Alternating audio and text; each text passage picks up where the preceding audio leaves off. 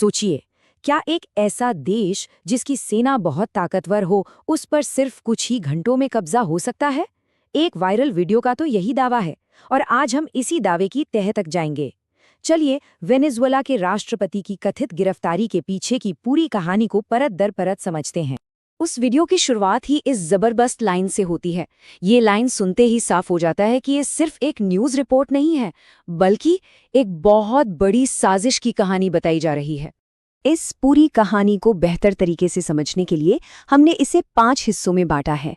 हम राष्ट्रपति की गिरफ्तारी से शुरू करेंगे, फिर अंदर के गद्दारों वाले सिद्धांत को देखेंगे और आखिर में समझेंगे कि इससे दुनिया को क्या 3 बड़े सबक मिलते हैं। तो चलिए सीधा कहानी के सेंटर पॉइंट पर आते हैं। वो कौन सी एक घटना थी जिसने इस पूरी थ्योरी को, इस पूरी साजिश के सिद्धांत को जन्म दिया? यही वो सवाल है जो इस पूरी कहानी की जड़ है। जरा सोचिए, एक देश जिसके पास एडवांस फाइटर जेट्स हैं, मिसाइल सिस्टम है, वो रातों रात कैसे गिर सकता है? वीडियो का दावा है कि इसका जवाब हथियारों में है ही नहीं, बल्कि कहीं और ही छिपा है। वीडियो के हिसाब से देखें तो वेनेजुएला की आर्मी कागज पर तो बहुत मजबूत थी, किसी भी बाहरी हमले का जवाब देने के लिए तैयार। रूस के Sukhoi jets, S-400 missile system, ऐसी ताकत के होते हुए सीधी लड़ाई में हारना तो नामुमकिन सा लगता है। तो फिर आखिर हुआ क्या? और बस यहीं पर वो वीडियो अपना सबसे बड़ा दावा सामने रखता है कि ये कब्जा बाहर से हमला करके नहीं, बल्कि अंदर से करवाया गया। ये एक इनसाइड जॉब था जिसे अमेरिका ने उनके मुताबिक बड़ी चालाकी से प्लान किया। तो वीडियो का मेन पॉइंट बिल्कुल साफ है। उनका कहना है कि ये जंग हथियारों से जीती ही नहीं गई, बल्कि ये तो धोखे और गद्दारी का खेल था। इस धोखे को समझाने के लिए वीडियो इतिहास का एक बहुत दमदार उदाहरण देता है, बंगाल पर अंग्रेजों का कब्जा। जैसे मीर जाफर ने गद्दारी करके प्लासी की लड़ाई का नतीजा पलट दिया था, ठीक वैसे ही यहाँ भी कुछ अंदर के लोगों ने ही अपने देश को धोखा दिया। वीडियो का दावा है कि अमेरिका ने एक गोली तक नहीं चलाई और देश को घुटनों पर ला दिया। अब सवाल है कैसे? इस 3 स्टेप फॉर्मूले से। पहले नेताओं को खरीदो, फिर जनरलों को रिश्वत दो और आखिर में सांसदों को सत्ता का लालच दो। ये एक ऐसा हमला था जिसमें आवाज तो नहीं थी, पर असर बहुत घातक था। तो ठीक है, ये तो समझ में आ गया कि ये सब कैसे हुआ, पर अब आता है सबसे बड़ा सवाल, क्यों?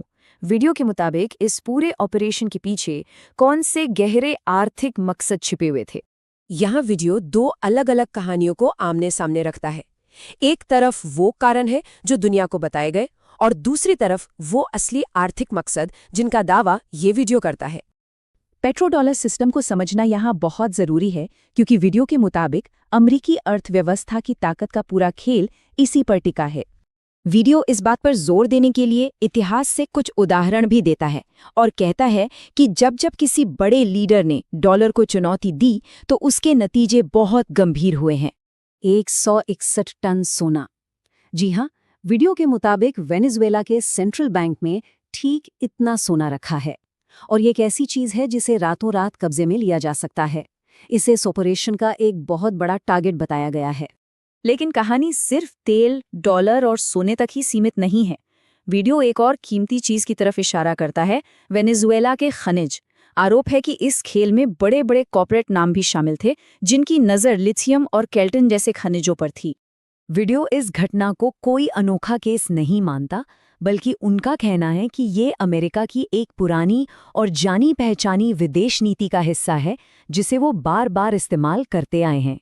ये टाइमलाइन उन घटनाओं का एक पैटर्न दिखाती है जिनके बारे में वीडियो दावा करता है कि ये सब एक ही प्लेबुक यानी एक ही रणनीति के तहत किए गए थे। वीडियो का एक और चौंकाने वाला दावा है कि जमीन पर कुछ होने से पहले एक अनदेखा हमला हो चुका था, एक साइबर अटैक। इस हमले ने वेनेजुएला के कम्युनिकेशन, रडार, GPS सब कुछ ठप कर दिया, जिससे देश मानो अंधा और बहरा हो गया। ये नए जमाने की लड़ाई का एक नया चेहरा था। अब हम इस वीडियो के विश्लेषण के आखिरी हिस्से पर पहुंचते हैं, जहां वो दुनिया के दूसरे देशों को कुछ सबक और कुछ चेतावनियां देता है। ये वो 3 बड़े सबक हैं जो वीडियो दुनिया को देना चाहता है, जो अंतर्राष्ट्रीय संबंधों पर उसके नजरिए को साफ साफ बताते हैं। अंत में वीडियो का निष्कर्ष काफी कड़वा है। उसका कहना है कि दुनिया जंगल राज के नियमों पर चलती है, जहां कानून सिर्फ कमजोरों के लिए होते हैं। ये ताकत की जरूरत वाले संदेश को और मजबूत करता है। इस विश्लेषण का अंत हम रामधारी सिंह दिनकर की इन शक्तिशाली पंक्तियों से करते हैं जो उस वीडियो में भी इस्तेमाल की गई हैं। ये पंक्तियां वीडियो के मूल संदेश को एक यादगार और सोचने पर मजबूर करने वाले अंदाज में समेट देती